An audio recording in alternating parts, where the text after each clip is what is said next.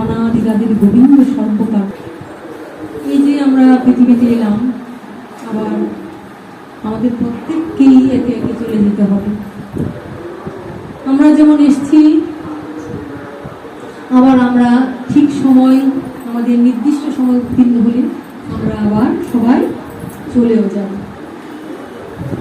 মাঝখানে এই পরিচয়, এই যে আমাদের পরিচয়টা, এই পরিচয়টা কেমন, যে রাস্তা দিয়ে পথিক চলছে, রাস্তা দিয়ে পথিক হেঁটে যাচ্ছে। এবার হেঁটে যেতে কত লোকের সঙ্গে পরিচয়, কত লোকের সঙ্গে কথা, কিন্তু যখন সন্ধ্যা ঘনিয়ে আসে তারপর যার ঘরে চলে যায়, আপন গৃহে চলে যায়। তাহলে আমাদের এই যে জড় দুনিয়াতে আসা, সেটা কি বলছে, পান্থশালায় পথিকের আগমন। মানে 10 দিক থেকে 10 জন একসাথে এসে মিশছে, আবার যখন সময় শেষ তখন কি হচ্ছে না, সবাই আবার যে যার মতো ঘরে চলে যাচ্ছে।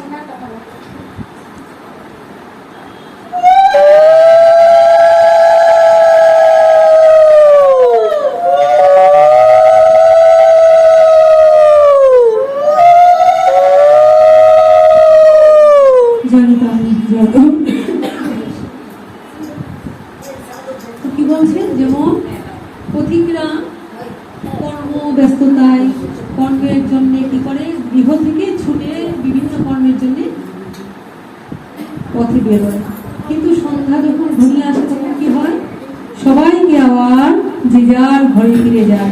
তাহলে এই যে পথিকরা সবাই একত্রিত হচ্ছে, তাহলে এটা কি বলছে, পান্থশালার পথিক। পথিকের সঙ্গে এক একজনের সঙ্গে এক একজনের দেখা, কিন্তু কেউ কারণ নয়, এটাই বলতে হবে। তাহলে কেউ যদি কারণ না হয়, আমরা কিসের জন্য এরকম কান্নাকাটি স্থির করছি? এটি বলছে মায়া, এটি বলছে মোহ। এরই নাম মায়া, এরই নাম মোহ। ভগবান গীতায় নিজে মুখে বলেছেন, অর্জুনকে উপলক্ষ করে ভগবান কি বলেছেন না, দৈবী হিস্যা গুণময়ী মম মায়া দুরত্যয়া। আমার মায়া এমন, অর্জুন তোমার কি কথা?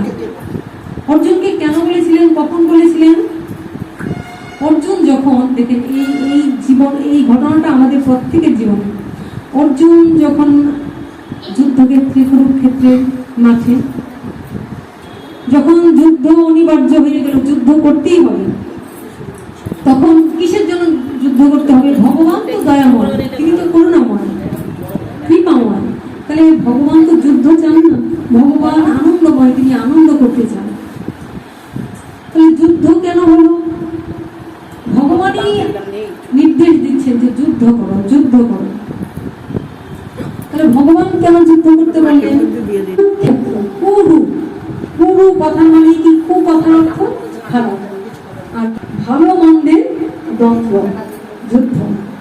তাহলে এই কুরুক্ষেত্রটা কি, আমরাও মানুষের মধ্যে ভালো এবং মন্দ আছে, সবসময় এই ভালোর একটা দল আর খারাপের একটা দল, সবসময় একটা দ্বন্দ্ব চলে। তাহলে এই ভগবান দেখাতে চাইলেন যে সবই আমার, কিন্তু এই জগতে লীলা করতে গেলে তো কিছু একটা চাই, উছিলা চাই। তাহলে ভগবত ইচ্ছায় এই পৃথিবীতে যে আমরা এলাম, ভগবত ইচ্ছাও না, আমাদের কিছুটা কর্ম, আমরা ভগবানের সঙ্গে দ্বন্দ্ব করেছিলাম, ভগবানকে মানতে চাইনি। কেননা আমরা তো ছিলাম ওখানে, স্বরূপেতে সবার হয় গোলকেতে স্থিতি, বৈকুণ্ঠে ক্ষীণ সেই কমলার প্রতি। কমলার প্রতির সঙ্গে কি, অনাদিরাদির গোবিন্দ সর্বকারণের কারণ, তার সঙ্গে আমরা ওখানেই ছিলাম, পরম ধামে। কোথায় ছিলাম? পরম ধামে। তো ওখান থেকে আমরা এখানে পড়ে গেলাম। কেন পড়ে গেলাম? পতন হয়ে গেছে। আমরা যখন দেহ ত্যাগ করছি তখন আমরা আবার ওখানে চলে যাচ্ছি, কিন্তু ওখান থেকে পতন হয়ে আমরা এখানে নেমে এসেছি। এইখানে নেমে আমরা কি করছি? আমরা ভ্রম, মোহ, মায়া, ভ্রমে ছুটছি। কারণ ভগবান বললেন যে দৈবী হিস্যা গুণময়ী মম মায়া দুরত্যয়া। আমার মায়া, অর্জুন তোমার কি কথা? দেবতারা পর্যন্ত আমার মায়াকে অতিক্রম করতে পারে না, মানুষের কি কথা? মানুষের কি কথা, দেবতারা পর্যন্ত আমার মায়াকে অতিক্রম করতে পারে না। কেননা এই ভগবান তার অন্তরঙ্গা শক্তি দিয়ে তার প্রিয়জনদের, তার ভক্তদের, প্রিয়জনদের আকর্ষণ করেন নিজের দিকে।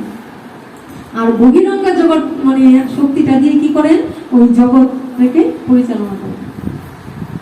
এই বহিরঙ্গা শক্তিতে আকৃষ্ট হয়ে জীব করে ছুটে বেড়ায়, প্রতিনিয়ত ছুটে বেড়ায়।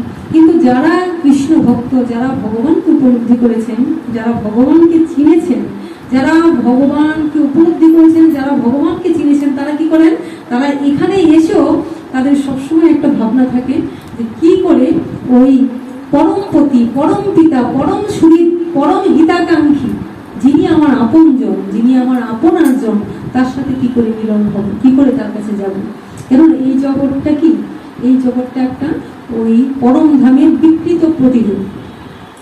ওখানে কি, ওখানে কেবল আনন্দ আনন্দ আর আনন্দ। ভগবান হলেন সচ্চিদ আনন্দময়, সচ্চিদ আনন্দময়। তাহলে তার সন্তান হিসাবে আমরা আনন্দে থাকার কথা। কিন্তু আমরা এখানে এসে কি করেছি, তিনি যে সচ্চিদানন্দময়, তিনি যে আমাদের পরম পিতা, সেই পিতাকে আমরা ভুলে গেলাম। এখানে এসে আমরা কি হলাম, ওই ভগবানকে ভুলে গেলাম। আর ভুলে গিয়ে আমরা দুঃখ পাচ্ছি। তাই ভগবানের দায় হলো, ভগবান এলেন কি করে এলেন, ওই কলির গৌর হয়ে, গৌরাঙ্গ মহাপ্রভু হয়ে এলেন। তাই গৌর হরি বল। কি জন্য এলেন, এই কলিগত জীবকে উদ্ধারের জন্য, মানে সন্তান দেখতে তার কাছে টেনে নেওয়ার জন্য। আমাদের যেতে হবে তো, কিন্তু আমরা এখানে এসে মায়াতে বন্দী হয়ে আমাদের পরম ধাম, আমাদের যে আদি বাড়ি, আমাদের যে প্রকৃত আলয়, আমাদের যে প্রকৃত স্থান, আমরা ভুলে গেছি। আমরা ভুলে গেছি যে আমাদের কোথায় ফিরতে হবে, আমাদের কোথায় যেতে হবে। তাই আমরা এই জগতেই আনন্দ পাচ্ছি, আর এই জগৎ থেকে আমরা কিছুতেই বেরোতে চাইছি না। যখন আমাদের চলে যাওয়ার সময় হচ্ছে, তখন আমরা কান্নাকাটি করছি, ও আমার আপনজন, ও আমার আপনজন, ও চলে যাচ্ছে, ও চলে যাচ্ছে। কিন্তু আদতে এখানে আমরা আসলে কেউ কারণ নই। এখানে আমরা একটা ওই বললাম যে ভগবানের সঙ্গে আমরা প্রতিদ্বন্দ্বিতা করতে গিয়ে ভগবান বললেন যাও, এই জগতে গিয়ে কি করতে হবে, এই জগতে গিয়ে তুমি যে আমার সঙ্গে প্রতিদ্বন্দ্বিতা করছিলা, যে আমার অনেক ক্ষমতা, এই দুনিয়াতে গিয়ে তুমি সেটা তোমার ক্ষমতা দেখো। আমরা এই ভোগ সুখ করার জন্য কিন্তু এখানে এসেছি। ওই জড় দেহটা, এই দেহটা আমরা কেন পেলাম, এই দেহটা পেলাম আমরা এই আমাদের কর্মফল ভোগ করার জন্য। কেউ কর্মফল ভোগ করে রাজা আছেন, অনেক বিরাট বড় বাড়ি গাড়ি নিয়ে আনন্দ সুখ ভোগ করছেন, আর কেউ আবার দুঃখ ভোগ করছেন। কিন্তু কেন সেটা, কারো কর্মফল ভালো ছিল তাই সে গাড়ি বাড়ি নিয়ে, বিশাল বাড়ি গাড়ি নিয়ে সুখ ভোগ করছে। কিন্তু এটাই গৌরব, এটা চিরস্থায়ী সুখ নয়। গীতায় বলেছে অন্ত বন্ত ফলং তেষাং, অল্প সময় পরে এটা কিন্তু এই সুখটা নষ্ট হয়ে যায়। যতই আমার গাড়ি থাকুক, যতই আমার বাড়ি থাকুক, আত্মীয় পরিজন থাকুক, কিন্তু এইগুলি অনিত্য। মানে আজ আছে কাল নেই। আজ হয়তো আমার দুঃখ নেই, অমুকের দুঃখ দেখে আমি মনে মনে ভাবছি তার দুঃখ, কিন্তু আমাদের এই জগতে আমরা যারা আছি প্রত্যেকেই ঘুরে ফিরে দুঃখ পেতেই হবে। আধ্যাত্মিক, আদি ভৌতিক, আদি দৈবিক, এই তিনটা যন্ত্রণা আমাদের পেতেই হবে, প্রত্যেককেই পেতে হবে। এমন কেউ বলতে পারবে না যে আমার জীবনে কোনো দুঃখ নাই বা দুঃখ পাবো না। আধ্যাত্মিক, আদি ভৌতিক, আদি দৈবিক। আধ্যাত্মিক মানে আদি ভৌতিকটাকে বলি, আদি ভৌতিক মানে ভূত প্রেরিত। যেমন আমরা চলছি, হঠাৎ করে রাস্তায় একটা কুকুর কামড় দিল, এইটা হলো আদি ভৌতিক। বা একটা সর্প দংশন করলো, এটা ভূত প্রেরিত, মানে একটা কোনো ভূত প্রেরিত হয়ে দুঃখ পেলাম। হঠাৎ করে একটা কুকুর এসে কামড় মারল, একটা সর্প কামড় দিল, এটা হলো আদি ভৌতিক। অথবা ধরেন এটা যদি কাউরে নাও দিল, এই যে মশা মাছির উপদ্রব আমরা সহ্য করছি, প্রতিনিয়ত মশাগুলি মারছি, ওরা তো আমাদের যন্ত্রণা দিচ্ছে, ভূত প্রেরিত, ওরা তো ভূত। তো ওরা আমাদের প্রতিনিয়ত যন্ত্রণা করছে। এই যন্ত্রণা আমরা প্রত্যেকেই পাই, ধনী গরিব, যতই আমরা প্রোটেকশন দেই, চেষ্টা করি, কিন্তু কম বেশি আমাদের সবাই ওই মশার উপদ্রব থেকে বাঁচার উপায় নেই। এটা হলো ভূত প্রেরিত। আর আদি দৈবিক মানে দেবতা প্রেরিত দুঃখ, মানে দেবতারা যখন আমাদের প্রতি অখুশি হয়, তখন কি হয়, অতিবৃষ্টি, অতি খরা, অগ্নুৎপাত, এই যে করোনার যে এইগুলি কিন্তু দেবতারা যখন অখুশি হয়, এটা শাস্ত্রের কথা, আমার কথা নয় তো। যখন দেবতারা অখুশি হয়, তখন কি করেন দেবতারা আমাদের উপর অভিশাপ স্বরূপ এই যন্ত্রণাগুলি আমাদের দিয়ে দেয়। কেন বলেন যে দেবতারা আমাদের প্রতি অখুশি হবেন? দেখেন সত্য যুগ যখন ছিল, ত্রেতা যুগ যখন ছিল, দাপর ছিল, আস্তে আস্তে আস্তে আস্তে মানুষের ভজন কমতে লাগলো।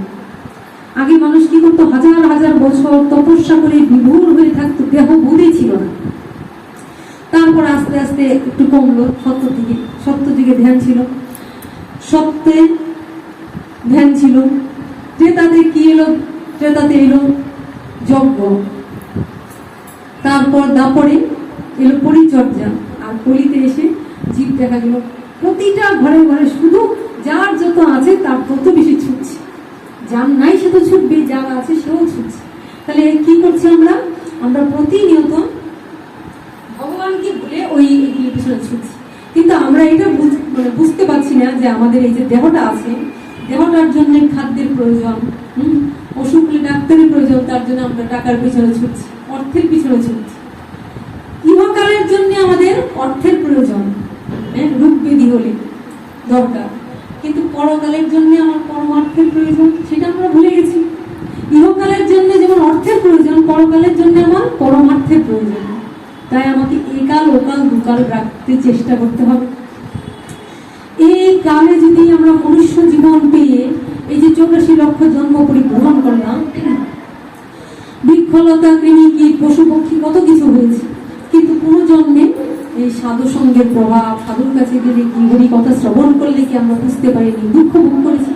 ভগবানের কাছে কেঁদে কেঁদে একটা সুন্দর দেহ চেয়েছি, ভগবান আমাদের এই সুন্দর দেহটা দিলেন। আমরা ভগবানের কাছে প্রার্থনা করে বললাম, হে প্রভু, আর বৃক্ষলতা নয়, কৃমি কীট নয়, পশু পক্ষী নয়, অনেক কষ্ট, অশেষে বিশেষ দুঃখ ভোগ করছে, আর পারছি না। মাতৃ জঠরে মায়ের গর্ভে যখন এলাম, তখন এই যন্ত্রণা সহ্য করতে না পেরে ভগবানের কাছে কামনা করলাম, ভগবান তুমি আমাকে ওই যন্ত্রণা থেকে উদ্ধার করো, পৃথিবীতে আমাকে প্রেরণ করো, সুন্দর দেহ দাও, হ্যাঁ, এমন কৃষ্ণ ভজনের উপাচার দাও যে তোমাকে যেন ভজন করতে পারি। ভগবান বললেন যে এটা মায়াময় জগৎ, এখানে এসে কি হলো, সব ভুলে যাবে। কিন্তু আমরা কি করলাম? তারপরেও মানলাম না, আমরা ওই এলাম, আমরা এখানে এলাম, এসে কি করলাম? ভগবানকে সত্যি সত্যি ভুলে গেলাম। ভাগবতে আমরা দেখতে পাই, কে ভুলে নাই? পরীক্ষিত মহারাজ। পরীক্ষিত মহারাজ যখন মাতৃগর্ভে ছিলেন, মাতৃগর্ভে যখন ছিলেন, তখন তাকে মারার জন্য কে ব্রহ্মাস্ত্র দিয়েছিল?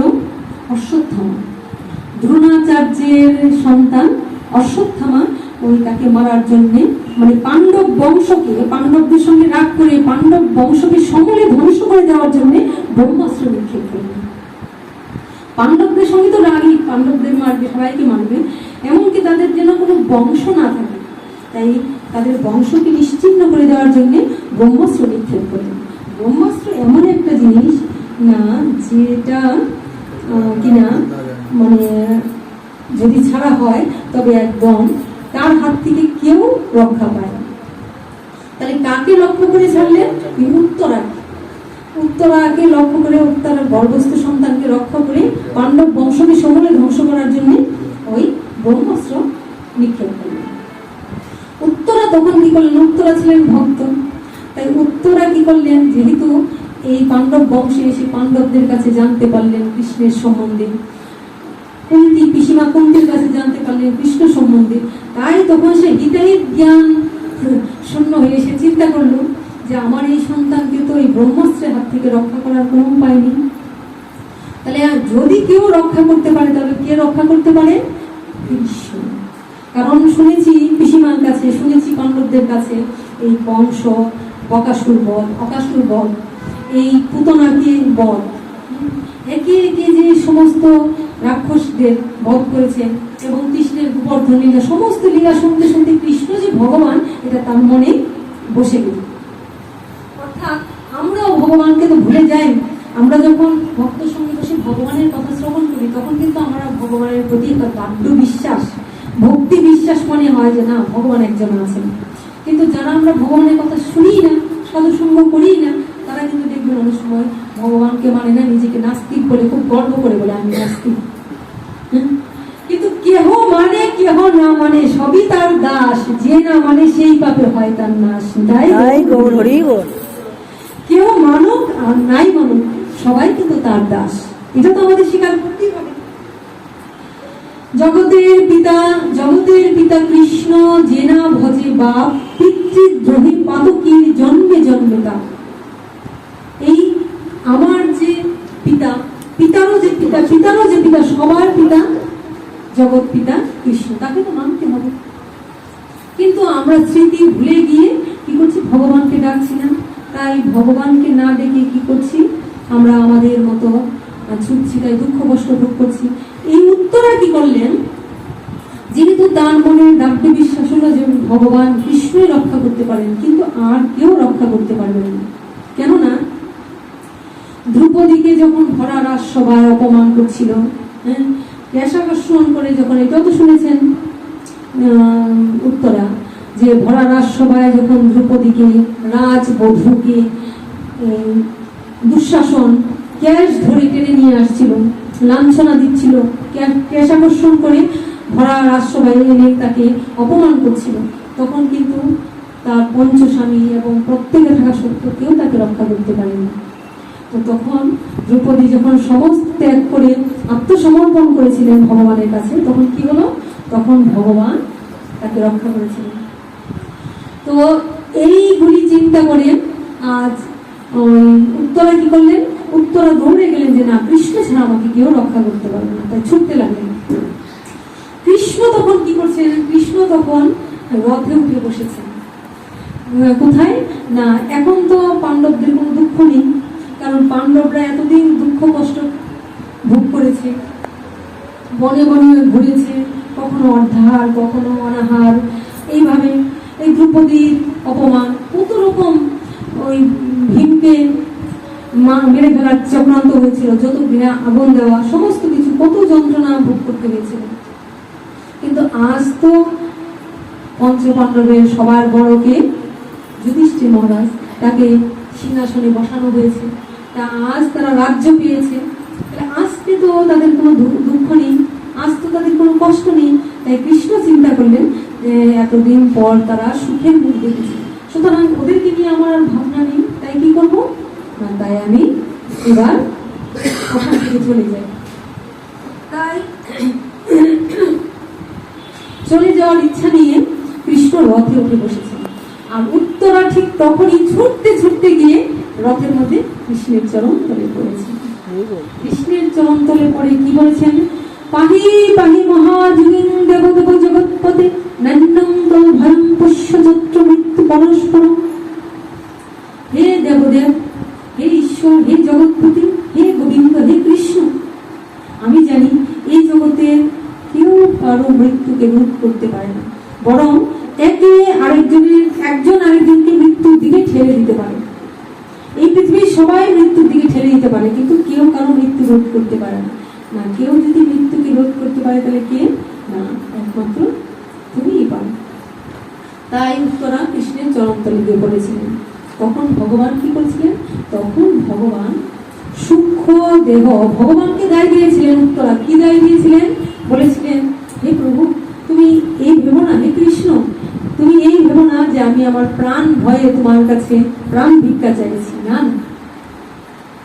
জন্মেলে মৃত্যু হবে, আমারও একদিন মৃত্যু হবে, তার জন্য আমি ভয় পাচ্ছি না। কিন্তু আমি কেন ভয় পাচ্ছি, আমার গর্ভে যে সন্তানটি, এ তো পাণ্ডব বংশ, আর পাণ্ডব বংশ মানে তোমার ভক্ত বংশ। দেখেন ভগবানকে কেমন গাই দিয়ে দিলেন, পাণ্ডব বংশ মানে তোমার ভক্ত বংশ। তাহলে তোমার ভক্ত বংশ যদি নিশ্চিহ্ন হয়ে যায়, শেষ হয়ে যায়, তাহলে তুমি দায় গৌরী, তুমি তো ভক্ত ছাড়া কিছু করো। ভগবান তো ভক্তের সঙ্গে লীলা করেন, তাহলে তোমার ভক্ত যদি না থাকে তাহলে জগতের অকল্যাণ হবে, তুমি তার সঙ্গে লীলা করবি। তাই তোমার ভক্ত বংশকে তুমি রক্ষা করো, আমার সন্তান বুঝে নয়, তুমি তোমার ভক্ত বংশকে রক্ষা করো, আমার গর্ভস্থ সন্তানটি তোমারই ভক্ত বংশ, তাই তুমি তাকে রক্ষা করো। তখন ভগবান যখন ভগবানের উপর দায় দিয়ে দিলেন, তখন ভগবানের রক্ষা করা দায় হয়ে গেল। তাই ভগবান তখন সূক্ষ্ম শরীরে অবস্থান করে উত্তরার গর্ভে প্রবেশ করে উত্তরার গর্ভস্থ সন্তানটিকে দর্শন দিলেন এবং রক্ষা করলেন। সেই পরীক্ষিত কিন্তু ওই যে কৃষ্ণকে দেখার পরে তার সমস্ত দুঃখ কষ্ট দূর হয়ে গেল, তার সমস্ত কষ্ট দূর হয়ে গেল, কৃষ্ণকে দেখে বলল তার সমস্ত দুঃখ দূর হয়ে গেল। তো কৃষ্ণ তাকে দর্শন দিয়ে রক্ষা করলেন। এই পরীক্ষিত যখন জন্ম হলো, মাতৃগর্ভ থেকে যখন বেরোলেন, কিন্তু তিনি কিন্তু ভগবানের সেই রূপটা, যে মৃত্যুর মুখ থেকে গোবিন্দ আমাকে রক্ষা করেছেন, সেই গোবিন্দকে কিন্তু ভুলেন না। সেই যে দর্শন করেছিলেন মাতৃগর্ভে থাকা অবস্থায় পরীক্ষিত যখন গোবিন্দকে দর্শন করেছিলেন, সেই রূপটাকে মনে গেঁথে নিয়েছিলেন। তাই যখন পৃথিবীতে তিনি ভূমিষ্ঠ হলেন, ভূমিষ্ঠ হয়ে কি করছেন? ভূমিষ্ঠ হয়ে যে তাকে দেখতে আসছে, সন্তান হলে কি করে? সবাই ছুটে আসে সন্তানটিকে দেখার জন্য। তো তেমনি পরীক্ষিতকে যখন সবাই দেখতে ছুটে আসছে, পরীক্ষিত কি করছে? সবার দিকে তাকিয়ে তাকিয়ে লক্ষ্য করছে, এই কি সেই, এই কি সেই, কে? মাতৃগর্ভে যাকে দেখেছিলাম। কারণ তিনি তো লীলা করেন, তিনি যে কখন কি রূপ ধারণ করেন তা তো জানা যায় না। তাই এই কি সেই যাকে মাতৃগর্ভে দেখেছিলাম? এইভাবে তিনি সবসময় তাকে পরীক্ষা করতেন, খুঁজতেন, তাকে দেখতেন, তিনি কোথায়? যাকে মাতৃগর্ভে দেখেছিলাম তিনি কি? তিনি তো নিরাকার এবং তিনি সাকার। কারণ তিনি চাইলে সব পারেন। তাহলে তিনি যখন আমাকে মাতৃগর্ভে গিয়ে রক্ষা করেছিলেন, তাহলে তিনি কি এখানে আছেন? তাই তাকে খুঁজতেন। এমনি করে যে আসতো তাকে তিনি খোঁজ করতেন আর মনে মনে ভাবতেন, এই কি সেই যাকে মাতৃগর্ভে দেখেছিলাম? এই খোঁজ করতে করতে, সবসময় পরীক্ষা করতে করলে সবাই তাকে দেখতেন যে সে খালি কাকে যিনি খুঁজি। তো সবাই জানতে পারলেন যে পরীক্ষিত কাকে খুঁজছেন না, মাতৃগর্ভে তাকে যে রক্ষা করেছিলেন সেই কৃষ্ণকে তিনি খুঁজে চলছেন। তাই তার নামটা হলো কি?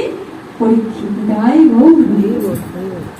যেহেতু মাতৃগর্ভ থেকে বেরিয়েও তিনি তাকে খুঁজে চলছেন, যে যাকে মাতৃগর্ভে দেখেছি তিনি। কিন্তু আমরা ভুলে গেলাম, আমরাও কিন্তু মাতৃগর্ভে ভগবানকে দর্শন করেছি।